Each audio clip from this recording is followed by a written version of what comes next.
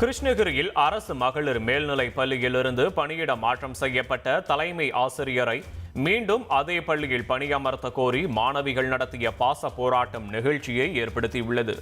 தலைமை ஆசிரியர் மகேந்திரனின் பணியிட மாற்றத்தை எதிர்த்து பள்ளி மாணவிகள் அனைவரும் தரையில் அமர்ந்து போராட்டம் நடத்தினர்.